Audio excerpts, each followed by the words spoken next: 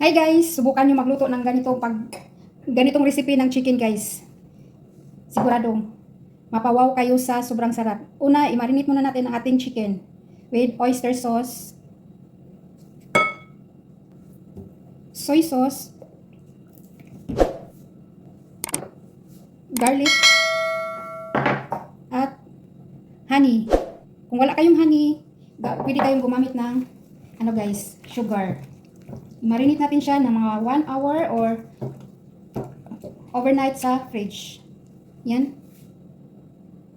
So after 1 hour guys, magpainit tayo ng kawali at lagyan natin ng kunting oil.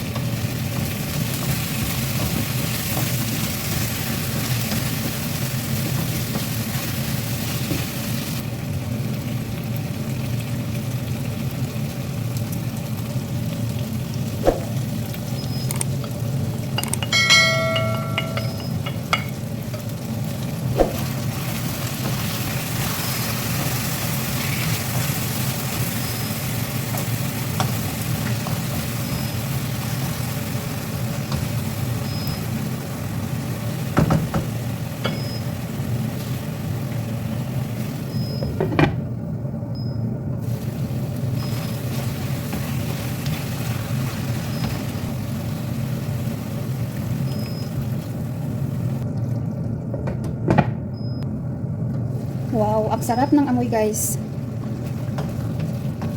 Malapit nang maluto ang ating breast chicken in oyster sauce. Try nyo ang recipe na ito guys. Ma-amaze kayo sa sobrang sarap. Nilagay ko na din ang bell pepper, red and green bell pepper. Cover lang natin saglit, mga 1 minute, at tapos na, luto na ang ating breast chicken and oyster sauce guys. Wow, after 1 minute. Wow, ang sarap. Ang bango ng amoy. Luto na ang ating chicken.